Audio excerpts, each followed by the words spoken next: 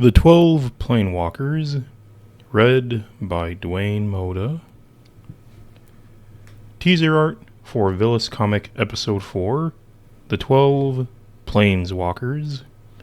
The new chapter will begin on February 3rd. The location is in the Northern Lands. The dates, very early stages of modern history, before Rain appears as the Great General, exact year to be determined. A brief story.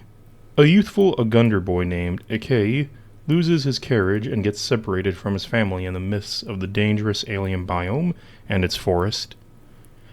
Eventually he meets up with a tribe composed of only 11 Sergal children, nestled in the prairies of the Thakien. Joining them, he becomes the 12th member of the Plainswalkers. Page 1. The horse carriage travels along the beaten path stretching out throughout the wild landscape. Two young Agunders ride in the carriage. One looks out across the fields while the other entertains himself with a small toy. A refreshing wind blows through the Talaxian grasses. "Dad, can I have a snack?" Okay, but only a small one." Page 2. The Agunder family continues to ride in the carriage. Ikei, the older brother and young adults, sits in the storage bed with his younger brother Peck. Their father minds the Talaxian horse reins up front, steering the carriage with a sure hand. He is an artisan, whose trade and livelihood requires him to travel from town to town, bringing his sons with him wherever he goes. Astute observers may have spotted a cute little Sergal plush that belongs to Peck.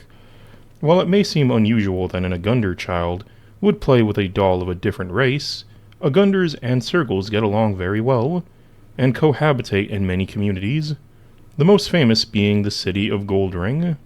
In fact, many Agunders are envious and enchanted by Sergals and their physical ability, so it's no wonder that a Sergal plush has captivated little Peck. "Could you get me something too?"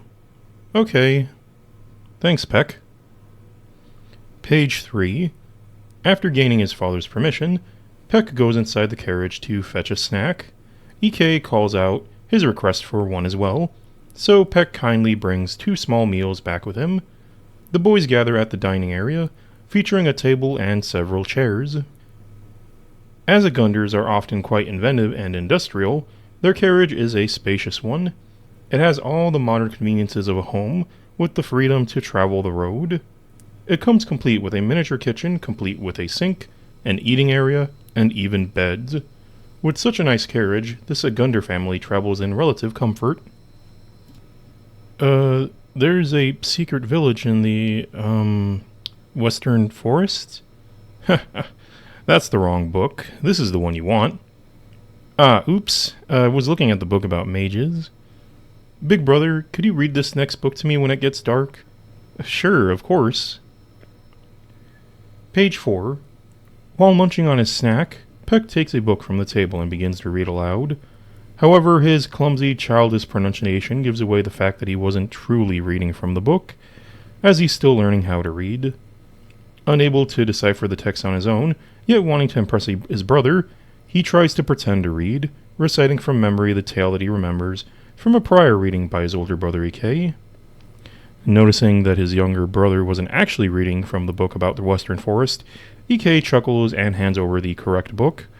Slightly embarrassed, Peck realizes that he wasn't actually reading from a book about mages, people, usually Sergals, who allegedly use magic and can cast spells. Before returning to reading, Peck turns and asks Ikei if he would read to him that evening. He requests a book from a collection stored on one of the shelves in the carriage. Naturally, Ikei agrees. "Dad, the kindness horse looks kinda tired, doesn't it?" "You're right, it is, but we'll reach the village in just 3 more days." Page 5. Peck and Ikei's father is driving the carriage. The creature pulling them is known as an urchin cow, a type of Talaxian that is used in a similar function to Talaxian cattle. As its name suggests, they have round, thorny bodies that are similar to the real-life sea urchins. Note, this creature was previously known as an Aquinas horse. Its name and lore have been updated. Urchin cattle move by rolling like a ball, and their reins are set on both sides of their body, similar to their equine cousins. Wild specimens of this creature have longer spines, while the domesticated variety are trimmed down to make them less dangerous. Peck observes their urchin cow is growing weary, and kindly mentions it to his father. Being a good rider, his father has also noticed this, and reassures Peck that their journey won't be that much longer. Hey Dad, how long are we going to stay in the next village? 7 months. Ugh, that's way too short. Page 6. Being an artisan family, Ikke's family differs from the typical Agunder merchants such as Baku's family. An artisan's profits do not come from common trading business, but rather from gathering rare stones and other crafting materials to create accessories and items such as seal stamps. These items are sold wherever the artisan visits, with easily impressed Sergals often being their best customers. Artisans may travel in a small family group, and typically not in larger groups to avoid competition. Some communities have learned to work with the traveling artisans to improve their local crafting methods and everyday technology. The spread of culture and knowledge makes traveling artisans a very important part of the civilizational growth on Tal. Ikke's family travels to the villages in the northeast area. This area is of particular interest as most of these settlements are poor and relatively primitive technology levels. Ikke's father wishes to aid these villages to advance their skills and knowledge, and thus travels from village to village to help out how he can, while not staying in one location for too long. Ikke disagrees with this approach. Feeling too anxious about travel, he continuously voices his preference for establishing a permanent business front in a single location. Dad, I understand what your goal is. You want to aid the northern villages with our advanced skills and knowledge, but I can't take losing any more family. We can instead have a storefront in a permanent location. It would be much safer, and many people would come to us. I don't want to go back east, but we could stay and make the next village our home. Page 7. Ikke once again protests his father's desires to travel from village to village. He explains that he fully understands what his father wants to accomplish. However, thinking back to memories of his mother, Ikke is concerned about the risk of losing more of his family. He reasons that living in one village permanently would be much safer than constantly having to travel through the dangerous Telexian biomes. Ikke, you've already mastered the artisan basics. I must continue my journey, but you may stay in the next village and practice your trade. I will give you some of my tools to help you. Wait, really? I'm so happy to hear that, but what about Peck? I want to be a cattle herder. Peck will be safer if he lives with you. Next year he can start school. Page 8. Much to Ikke's surprise, his father is rather sympathetic and understanding. He grants his son permission to remain in the next village, and will even give him some of his tools to get him started in establishing a permanent storefront. The father is also entrusting young Peck to Ikke's care. He agrees that Peck would be safer living in a village than constantly on the road, and notes that Peck is old enough to begin his formal education the following year. This will prepare Peck for adult life and aid him in choosing a trade to specialize in, be it in the life of an artisan or as a cattle herder. Dinner's ready. Okay. Hooray, it's mosaic sandwiches. Page 9. As time passes, Ikke trades places with his father, taking the reins of their urchin cow. The father uses this time to begin preparing their evening meal, which includes mosaic sandwiches, much to the delight of little Peck. Once their dinner is ready, he calls for his son, who halts the urchin cow and parks the carriage. About Mozook. Mozook is a Telexian plant, with properties similar to a type of edible seaweed found on Earth, commonly used as a source of food in Japan called mozuku. Its Vilous counterpart, Mozook, is an edible Telexian plant that grows on dry ground rather than underwater. It has a very high vitality and grows and spreads quickly. Wild Mozook is incredibly durable, having a natural resistance to salt and can grow in places that are poor in nutrition and with little to no water. It thrives in areas that are barren deserts, such as the Keflands. In fact, Mozook is the only ecological life that can be found in the Kef areas. This particular variety is referred to as Kef's Mozook by the Altus people. Note, this was previously known as Kef's seaweed. Its name has been updated. As a food, Mozook is popular and sought after by many people due to having a delightful, crunchy texture, despite not having any nutritional value. Similar in appearance to common grass, it will get tender and plump in texture if soaked in water. It's used for making a variety of food, such as a filling in bread sandwiches. Hey, look at me! I've got a mustache. Oh. Now. Page 10. The entire Artisan family has gathered together at the table to begin eating dinner. The boys find amusement when Peck holds his Mozook sandwich to his nose and claims to have a mustache. Chuckling at their antics, Father asks them to calm down and continue eating. I'm going to rest for a while. I leave the reins to you. All right, Dad. Good night. Page 11. With dinner finished, the family settles down for the evening. Father goes to his bed to rest and entrusts Ike the responsibility to take the reins. Ike heads outside to mind the tea urchin cow and drive the carriage onward. I'll come of age soon. Dad's approval came a lot sooner than expected. I'm glad. It's what I was hoping for, but it feels like a dream. Like it's too good to be true. Page 12. The carriage continues on its way through the prairie at the dead of night, as moonlight shines on the meadow below. While his father and Peck are sleeping, Ike is contemplating about what his father said to him earlier that evening. There's something out there. Whoa, stop. Dad! What's wrong? There's something strange on the road ahead. Page 13. Ike's train of thought is brought to a halt when he spots something strange on the roadway. Using the controlling rod, he rapidly jingles the set of chimes, indicating to the tea urchin cow to come to a halt. Ike then calls out to his father in order to wake him up immediately, and informs him of the situation. Keen eyes may have noticed by now that the rod-type device with chimes acts as a sort of percussion instrument, which in turn controls the tea urchin cow.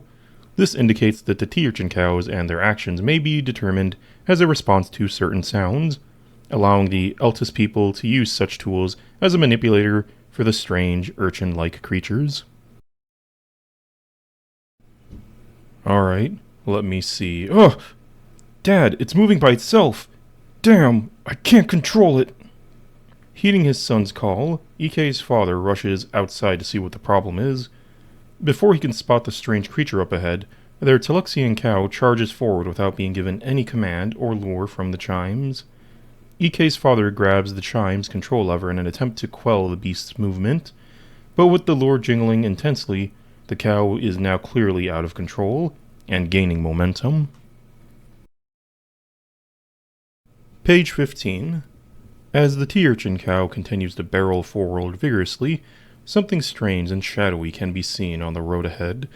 Before anyone has time to react, one of the carriage wheels slides onto something soft and slimy, causing the carriage to tilt wildly. Hang on, everyone. Page 16. The carriage rapidly continues forward towards the strange creatures, its occupants helpless to do anything more than to hang on tight. Upon reaching the shadowy figures, the carriage's right wheels strike them, causing the entire carriage to tilt wildly, toppling over onto its side with a loud crash. Peck! Peck, are you alright? Big brother? Ugh, damn, this is bad. Page 17. Searching through the overturned carriage, Ike finds Peck crying on the ground, in the dark. Their father, doing their best to shrug off the pain, looks over the debris to size up the situation. Dad, what are we going to do? Well, for starters, we're not gonna panic. Oh, take a look. Wild cow eggs. That explains why our cow went out of control. Page 18.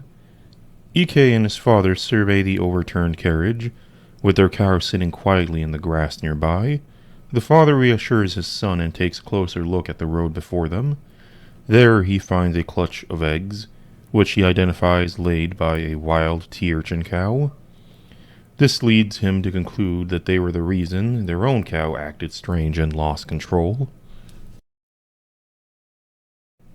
This side looks good, Dad. Alright, I'll get the cow pulling. Page 19. EK and his father have completed their survey of the wreckage and are ready to set about righting the overturned carriage. Their plan? To rig up a pulley system and use their cow to pull it back up. Slipping a length of rope around a nearby tree stump, EK secures his end. Next, his father holds the cow chimes to guide the cow as it pulls the other length of rope. This clever setup should fix the situation. As the cow responds to the chimes, it begins to roll, digging into the dirt and pulling at the carriage. Unfortunately, as the rope is pulled in more and more taut, it eventually snaps. Now what? Welp, so much for the rope idea. EK, take Peck and continue without me. The road to the village is easy to travel on foot. It will still take you a few days, so take enough food and water with you. I'll stay here and salvage what I can. I'll use parts from the carriage to fashion a cart and hitch up the cow. If all goes well, I'll catch up soon. But staying here in one place is very risky. If I don't make it to the village before you, please send help. Page 20. With the rope gone and nothing more to support the carriage, it topples to its side once again with a dull thud. Realizing there isn't enough rope left to make a second attempt, EK's father sighs and moves on to the next logical step. It's incredibly dangerous to stay in one place in the wild Telexian biomes. The only option left is to split up. EK and Peck are instructed to gather up what they need to survive a multiple-day journey hike to their destination. Meanwhile, their father would remain to salvage the carriage and construct a cart that will carry as much of their tools and supplies as he can recover. Their father reasons that he should have the aid of the urchin cow to pull his makeshift cart. He should catch up with the boys before they reach the village.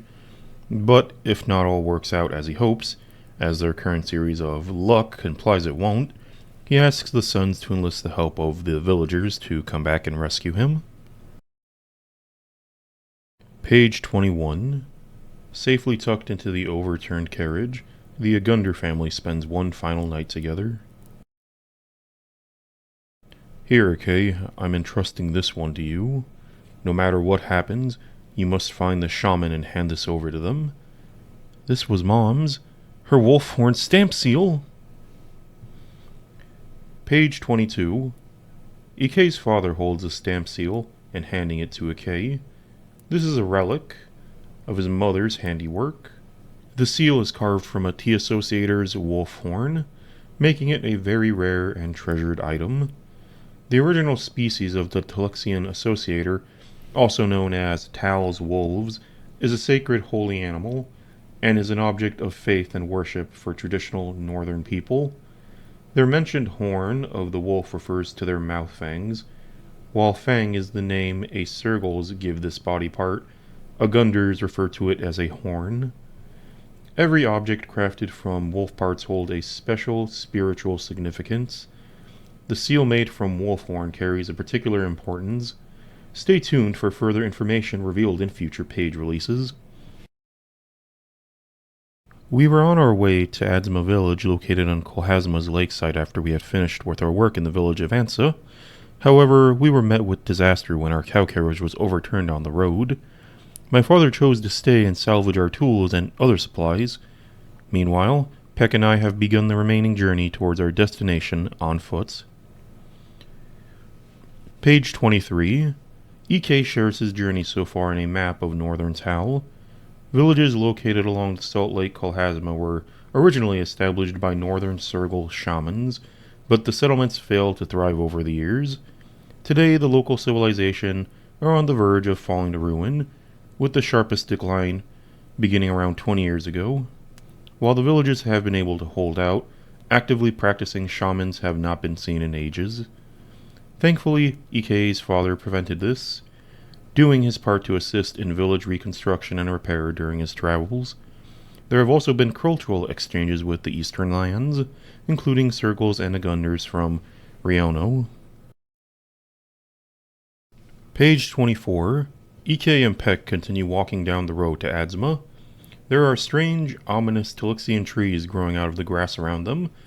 They pass by an old ruin of a signboard. Peck notices some small, round, berry-like objects on the road. Hey, big brother, look what I found. It's so pretty. Oh, you're right. It looks like a jewel. But you shouldn't pick up things that might not be safe. Oh, okay. Page 25. Peck notices some mysterious and colorful berries on the road, and excitedly picks one up to show his older brother. However, being more cautious and wiser about the dangers of the Tilixian flora, EK urges his younger brother to be more careful and put it down. He reminds Peck not to pick up things that he doesn't recognize, as they might not be safe to handle. Listening to his brother, Peck reluctantly tosses the shiny berry back into the wilderness, but once EK's attention wanders, Peck secretly grabs another. What dangers are in store for them?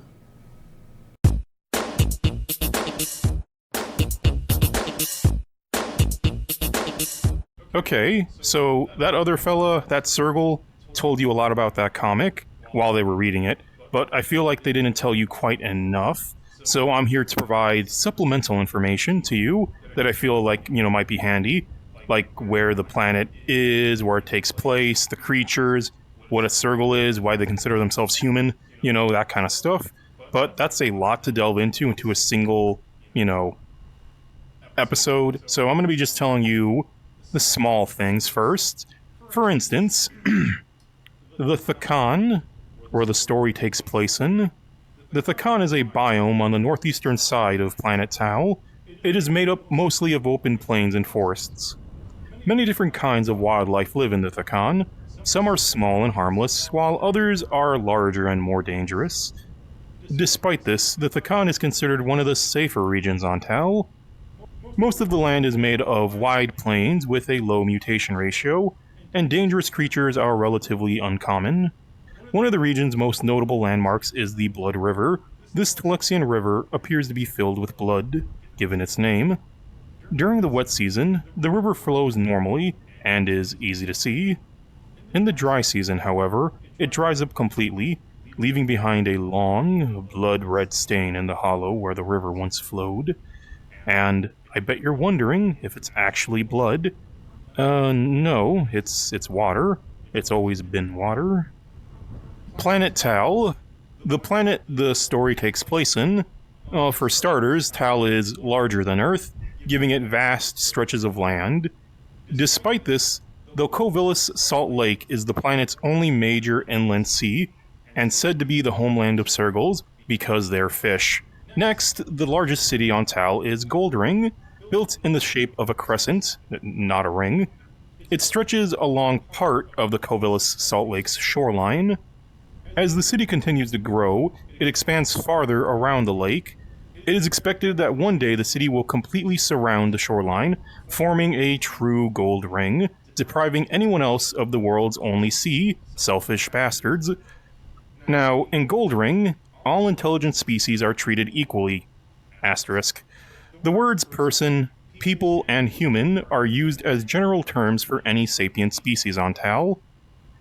Now, many Tilixian rooters live apart from the societies of the Altus races. See where that asterisk came in? Those who do not interact with other societies often work in medicine or scientific research because their bodies are very different from those of most other Tilixians. Living alongside other species can be very challenging. And before you ask, they look like robots but aren't actually. They really don't mean much to this story, so I don't want to dive into them.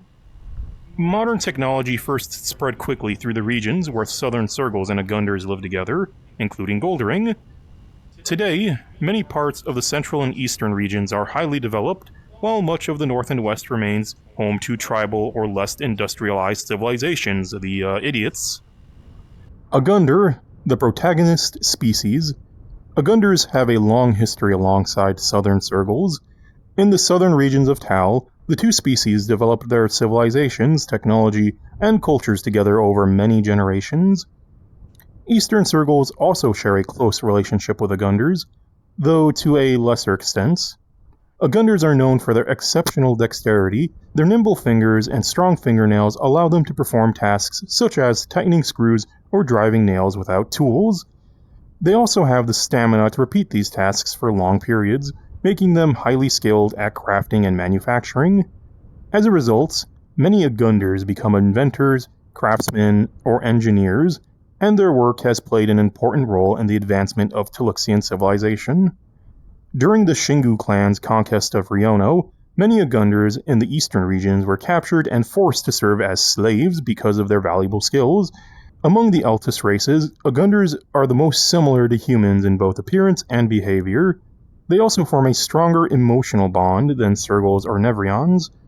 Most Agunders prefer lifelong, monogamous relationships, and parents usually raise and remain closely attached to their own children.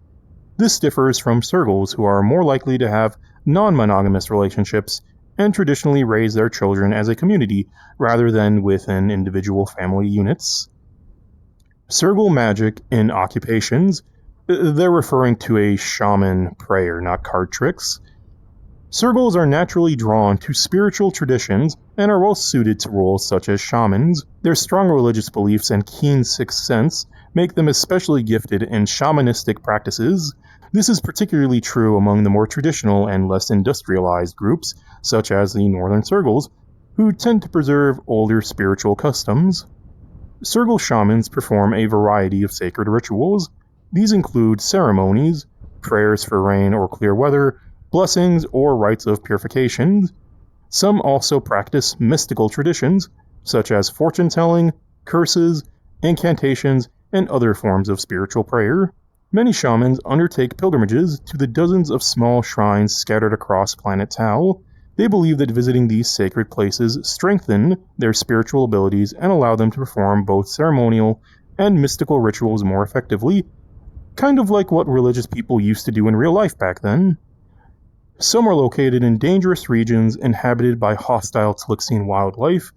One of the most hazardous destinations is the shrine within the Myhogi Forest, where pilgrims must contend with both harsh environments and the many dangerous creatures that live there.